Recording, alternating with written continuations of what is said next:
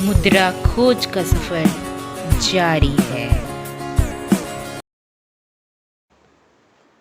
नमस्कार दोस्तों, स्वागत है आपका फिर से एक बार मेरे चैनल में जिसका नाम है मुद्रा खोज। दोस्तों, ये आज हमारा 6th वीडियो है जिसमें हम एक स्टॉक को एनालाइज करते हैं। और आज जिस स्टॉक को हम एनालाइज करने वाले हैं वो हिंदुस्तान की सबसे बड़ी बिस्किट कंपनी है जिसका नाम है ब्रिटानिया इंडस्ट्रीज लिमिटेड।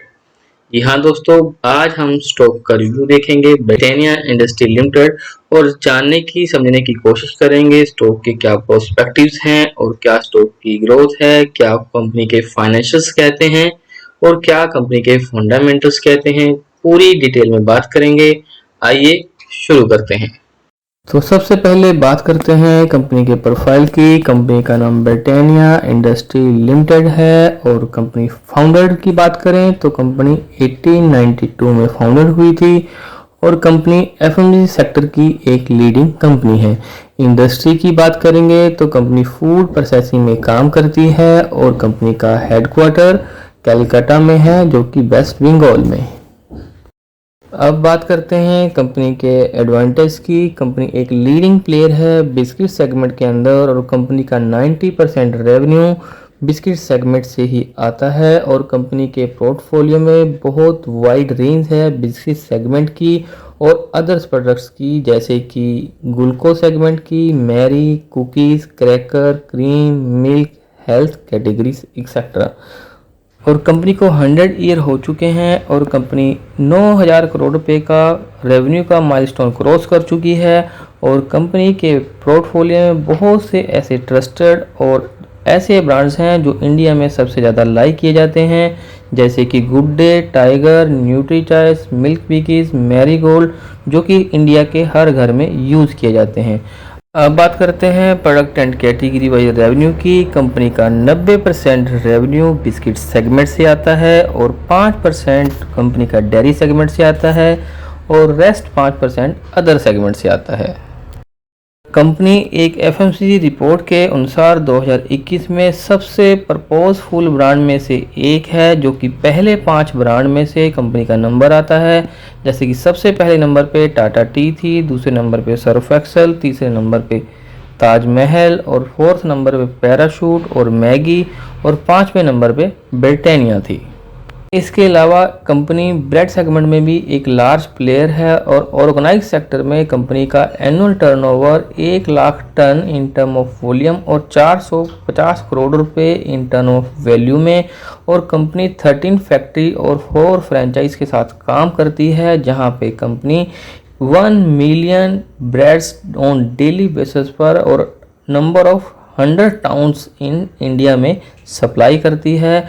इसके अलावा कंपनी आटा पिज़्ज़ा पे काम कर रही है और चीज़ गार्लिक ब्रेड पे भी काम कर रही है, जो कि आने वाले समय में कंपनी लॉन्च करेगी। बात करते हैं डिस्ट्रीब्यूटर नेटवर्क की। कंपनी पैन इंडिया में 5 मिलियन स्टोर को टच करती है अपने डिस्ट्रीब्यूटर के थ्रू। और बात करें नंबर ऑफ डिस्ट्रीब्यूटर्स की तो ऑल ओवर इंडिया में कंपनी के 40,000 से ज़्यादा डिस्ट्रीब्यूटर हैं, जिनमें से 26,000 रूरल एरिया में हैं। और कंपनी का मानना है कि उनकी जो कंपनी के प्रोडक्ट्स की रीच है वो 50% इंडिया के घरों तक उसकी रीच है, यानी कि 50% लोग ऐसे हैं जो इंडिया में ब्रिटानिया का बिस्किट यूज़ करते हैं। बात करते हैं अब कैटेगरी एंड सेगमेंट की। कंपनी एक बिस्किट सेगमेंट में एंड ब्रेड में एंड केक में, रस में, डेयरी प्रोडक्ट्स में और मिल्क में, और इसके अलावा कंपनी चीज़ सेगमेंट में, इन सेगमेंट्स में कंपनी काम करती है। अब बात करते हैं revenue from geography of region की। कंपनी का 94% बिजनेस इंडिया से आता है और 6% बिजनेस कंपनी का अब्रॉड से आता है, यानी कि आउट ऑफ कंट्री से। इसके अलावा कंट्री 80 कंट्रीज़ में अपना बिस्किट एक्सपोर्ट करती है और कंपनी का खुद का मैन्युफैक्चरिंग यूनिट है यूएई में एंड ओमान में। इसके अलावा कंपनी ने रिसेंटली एक नेपाल में अपना मैन्युफैक्चरिंग यूनिट अभी सेटल किया है, जहां पे प्रोडक्शन शुरू हो चुका है। अब बात करते हैं ब्रांड्स के बारे में। कंपनी के पोर्टफोलियो में बहुत से ब्रांड्स हैं जो कि वे बहुत ओल्ड और ट्रस्टेड ब्रांड हैं, जैसे कि Good Day, Cream Cracker, Nutri Choice, Marigold, Tiger, Milk Bikis, जैमिन, Treat, Bourbon, Little Hearts, Pure Magic, Nice Time. इसके अलावा बहुत से ब्रांड कंपनी के ब्रेड सेगमेंट में, डेयरी सेगमेंट में, केक सेगमेंट में, रस सेगमेंट्स में, क्रीम वेफर सेगमेंट्स में और अनदर सेगमेंट्स में हैं। अब नज़र डालते हैं कंपनी के फाइनेंशियल्स में उसके कंपटीटर के साथ। और फाइनेंशियल्स पे नज़र डालना बहुत ज़रूरी होता है, क्योंकि जब बात इन्वेस्टमेंट की हो तो हर कॉर्नर तक जाना ज़रूरी होता है। तो आइए सबसे पहले शुरू करते हैं ऑपरेटिंग प्रॉफिट से। कंपटीटर यहाँ पे ओनली वैल्यू और वॉल्यूम के हिसाब से यहाँ पे कंपनी का नेस्ले है। बात करते हैं सबसे पहले ऑपरेटिंग प्रॉफिट की, जहाँ पे ब्रिटानिया का ऑपरेटिंग प्रॉफिट 2509 करोड़ है और नेस्ले का 3592 करोड़ है। और बात करते हैं अब नेट प्रॉफिट की, जहां पे ब्रिटानिया का नेट प्रॉफिट 1864 करोड़ है और नेस्ले का नेट प्रॉफिट 2545 करोड़ है। अब बात करते हैं रिटर्न ऑन इक्विटी की। 10 ईयर की बात करेंगे तो 40%, 5 ईयर की बात करेंगे तो 38%, 3 ईयर की बात करेंगे तो 42% और लास्ट ईयर की बात करेंगे तो 50%। अब बात करते हैं ROC की, यानी कि रिटर्न ऑन कैपिटल की। 2013 की बात करेंगे तो 39%, 14 में 60%, 15 में 66% और 16 में 68%, 17 में 52%, 18 में 47%, 19 में 44% और 20 में 37% और 21 में 45% और 22 में 42%।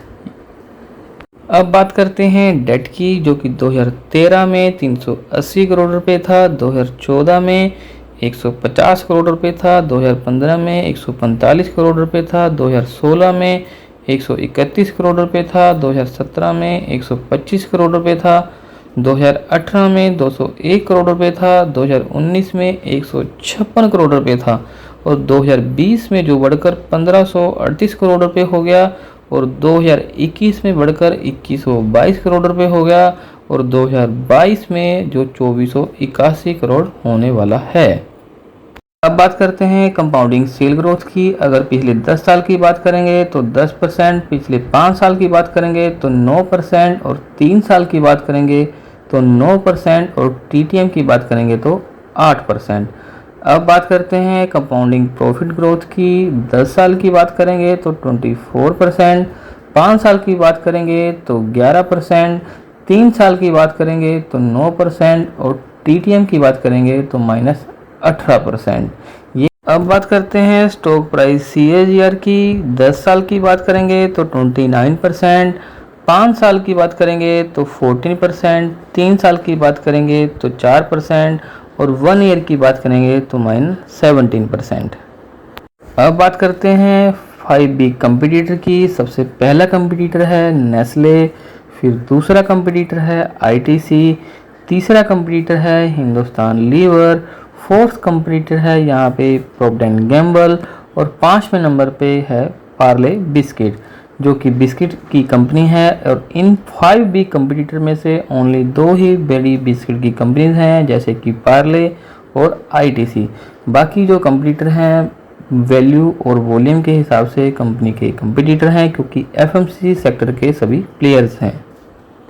अब बात करते हैं 5 स्ट्रॉन्ग पॉइंट्स की। सबसे पहला पॉइंट है ग्रोइंग इंडस्ट्री।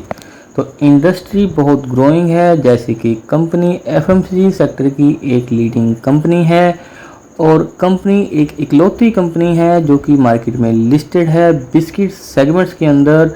इसके अलावा पार्ले और अनदर कंपनीज जो कि अनऑर्गेनाइज सेक्टर में काम करती हैं वो अभी लिस्टेड नहीं है। इसलिए जैसे जैसे ऑर्गेनाइज सेक्टर का मार्केट शेयर मार्केट में बढ़ता जाएगा, वैसे वैसे ऐसी कंपनीज के लिए मार्केट में स्कोप और बढ़ता जाएगा। तो ग्रोइंग इंडस्ट्री ग्रोइंग है इस कंपनी के लिए, जिसका कंपनी को पूरा बेनिफिट मिलने वाला है।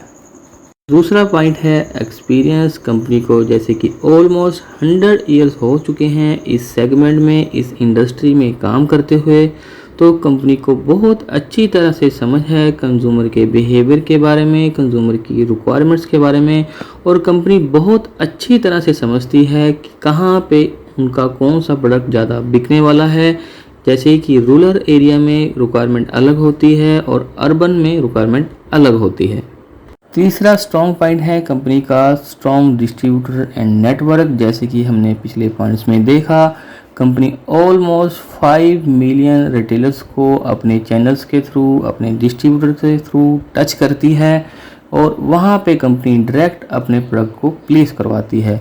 दूसरा पॉइंट यहाँ पे ये है कि कंपनी के ऑल ओवर इंडिया में 40,000 से ज़्यादा डिस्ट्रीब्यूटर हैं, जिनमें से रूरल की रीच की बात करें कंपनी के ऑलमोस्ट 26,000 डिस्ट्रीब्यूटर जो कि रूरल में हैं और आने वाले समय में रूरल से बहुत अच्छी ग्रोथ एफएमसीजी सेक्टर की कंपनीज को मिलने वाली है।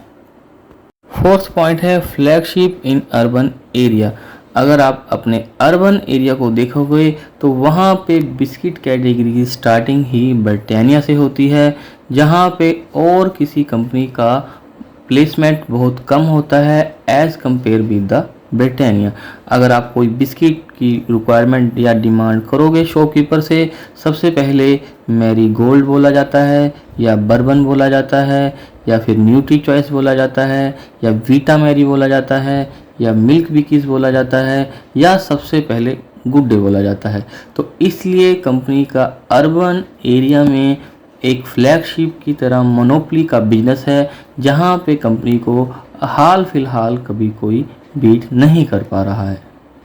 अब लास्ट और फिफ्थ पॉइंट है प्राइसिंग स्लॉट। कंपनी का प्राइसिंग कुछ इस तरह से है ताकि कंपनी का प्रोडक्ट हर तरह का कंज्यूमर यूज़ करे और हर तरह के कंज्यूमर के अफोर्डेबल हो और हर तरह का कंज्यूमर उसकी पकड़ में रहे।